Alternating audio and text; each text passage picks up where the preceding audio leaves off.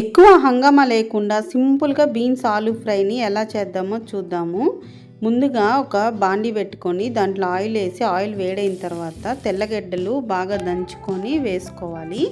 తర్వాత ఆనియన్స్, తిరగమూత గింజలు, పచ్చిమిరపకాయలు ఇవన్నీ కొంచెం వేగనివ్వాలి. వేగిన తర్వాత ఈ బీన్స్ సన్న ముక్కలుగా కట్ చేసి పెట్టుకున్నవి బాండీలో వేసేసి కలుపుకోవాలి.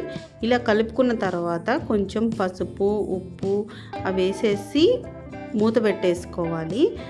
అప్పుడు ఆవిరికి కొంచెం మగ్గుతాయి అన్నమాట. నేను ఆయిల్ తక్కువ వేసాను కాబట్టి జస్ట్ కొంచెం వాటర్ అలా స్ప్రింకిల్ చేసుకున్నాను.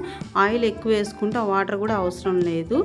బీన్స్ కొంచెం ఉడికిన తర్వాత ఆలుగడ్డ కూడా వేసేసుకోవాలి. ఆలుగడ్డ ముక్కలు మగ్గిన తర్వాత కొంచెం కారం వేసేసుకుంటే రెడీ అయిపోతుంది. నేను మాత్రము మసాలా కారం వేసాను. ఇష్టం ఉన్న వాళ్ళు లాస్ట్లో ధనియాల పౌడర్ కూడా వేసుకోవచ్చు. చపాతీలోకి